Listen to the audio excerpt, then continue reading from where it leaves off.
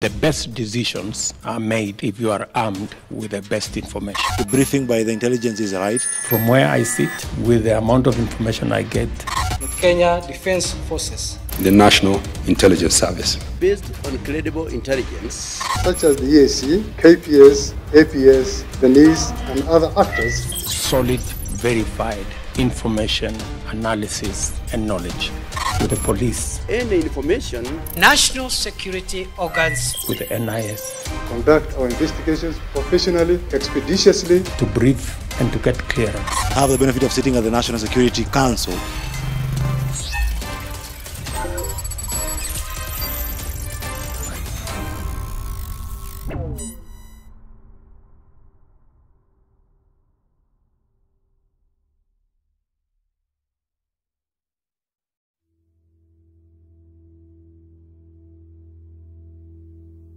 Every morning, presidents and leaders wake up to a world of uncertainty. Floods or earthquakes,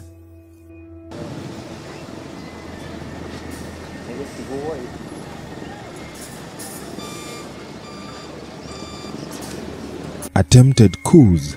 The Republic of Kenya joins the rest of the world to condemn in the strongest terms this unconstitutional act that subverts democracy through a coup d'etat. Terrorist attacks,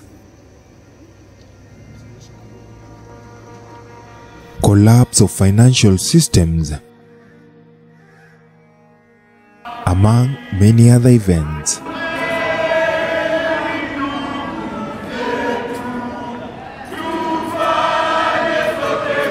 But for some,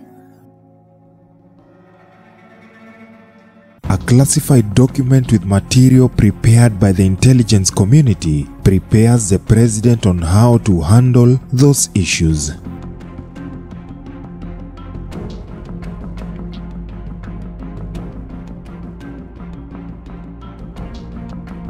Once an individual has been declared president in Kenya, and before they are sworn in or enter through that famous State House gate and into the grand State House door, the real business of government begins.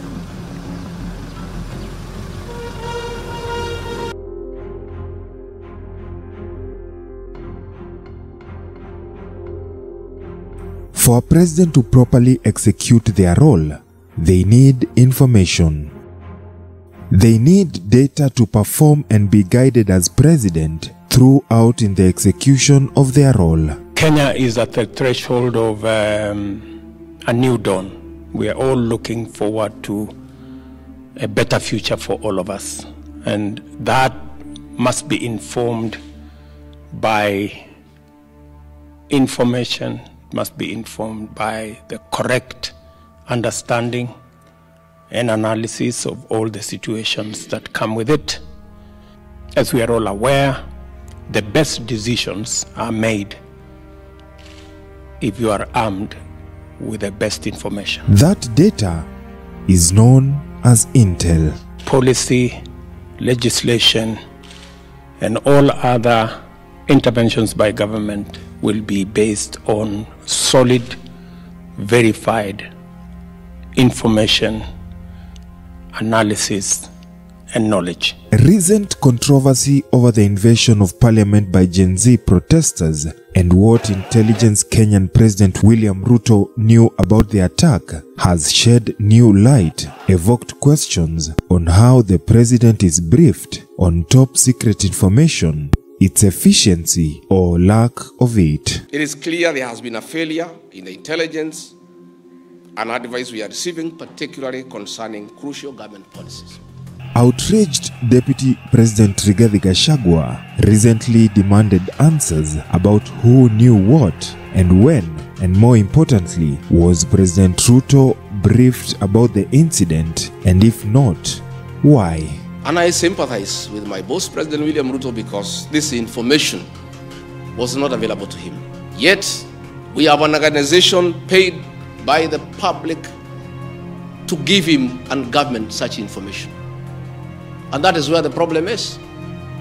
We have a dysfunctional National Intelligence Service being the second person who is in command of this country and one of the persons who have the benefit of sitting at the National Security Council and also chairs most of these subcommittees of the cabinet, then his statement goes without say is the naked truth that the president was receiving the wrong briefing.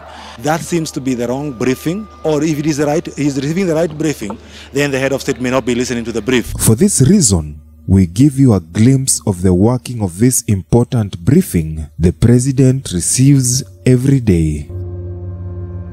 In Kenya, this intelligence briefing is the cornerstone of national security decision-making.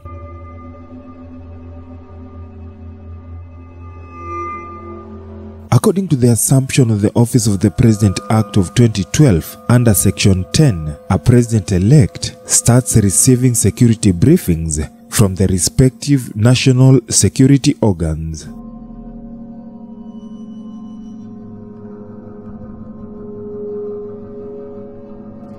From this time until he becomes president, he continues to receive pre-prepared intelligence service briefings from both the Kenya Defence Forces Directorate of Military Intelligence, or KDF-DMI, the National Intelligence Service,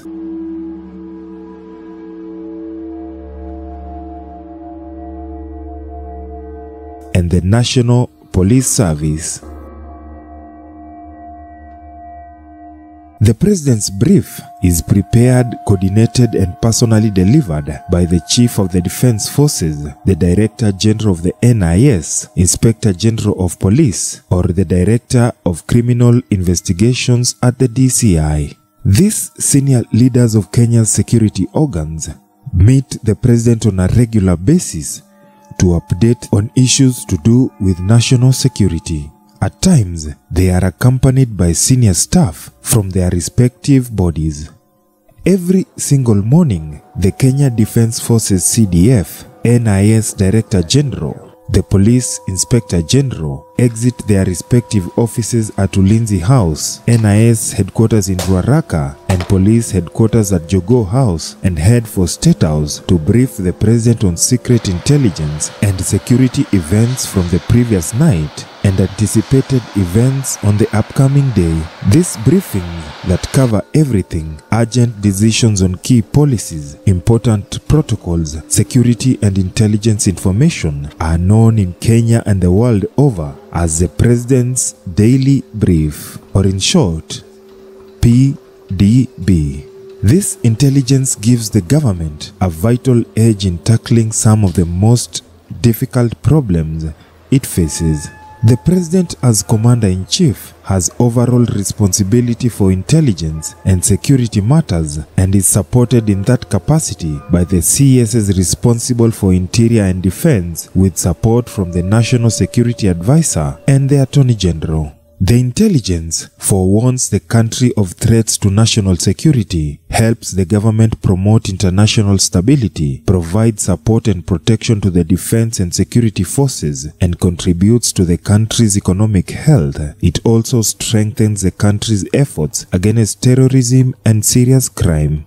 The President of Kenya receives a daily national security briefing report from the intelligence community presenting sensitive information, key threats, and analysis about events and activities in Kenya, plus advice on foreign policy in regions or countries that Kenya has interest in. In the past, national security entailed the ability of a government to shield its citizens from external military attacks. But today, this also includes other non-military and defense aspects, such as protection from crime and terrorism, political instability, economic security or disruptions, environmental security,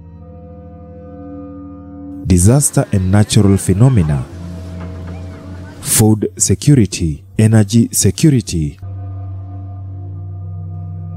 and cyber security. The PDB contains some of the nation's most sensitive, top secret and classified information and gives Kenyan leaders the intelligence they need to keep our country safe and stable. The PDB has traditionally been handed to the president in the form of a printed folder, but that has changed to include a secure electronic delivery and sometimes urgent communication to the president in the form of a secure phone call or oral physical briefings. Late into the night, he would call to brief and to get clearance. I must say I had a wonderful team at Defense Headquarters, from the minister to all the actors, and General Ogola was at the center of it. The PDB consists of reports or articles written by intelligence analysts, as well as graphics, photographs, sketches, maps, notes, and details of a practically unlimited number of sensitive scenarios. The PDB may even include videos and sound recordings. Basically, the President's Daily Brief, or PDB, is a daily summary of high-level information and analysis on national security issues produced for the President and is used by key members of the National Security Council and advisors to plan, counter, and deal with a myriad of issues in government. The report entails domestic and foreign intelligence contributions, plus information from other intelligence community elements such as the National Police Service, the Crime Research Intelligence Bureau, which is the intelligence gathering arm of the Directorate of Criminal Investigations (DCI), the County Security and Intelligence Committees from all 47 counties, among many other agencies. Once information in the PDB is collected and analyzed by the intelligence community officers and presented to the President, it is used by policy makers like the Office of the National Security Advisor, the Cabinet Secretaries of Interior and Defense, to make policy decisions informed by the data provided.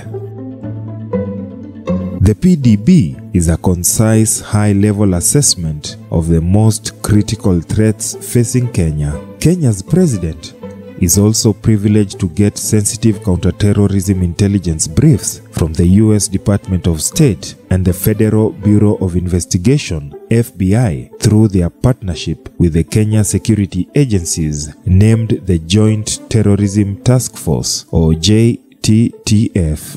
The JTTF is a Kenyan-led multi-agency counterterrorism investigative force based in Nairobi, Kenya. Every JTTF brief is presented to the President as part of a comprehensive program to promote terrorism investigations and prosecutions, enhance crisis response, and strengthen border security. Given the sensitive nature of the information in the briefs, all PDBs since Kenya gained independence remain classified.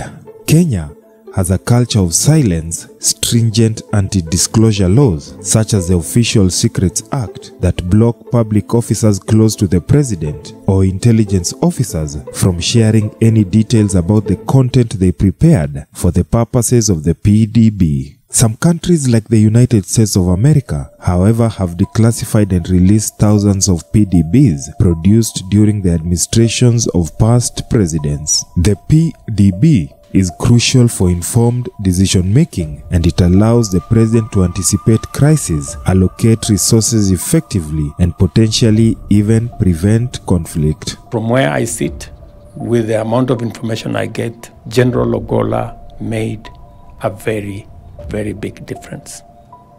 His leadership, the fact that he could reach out to all actors, the synergy he had built with the police, with the NIS, and with all the other arms was just on a different level.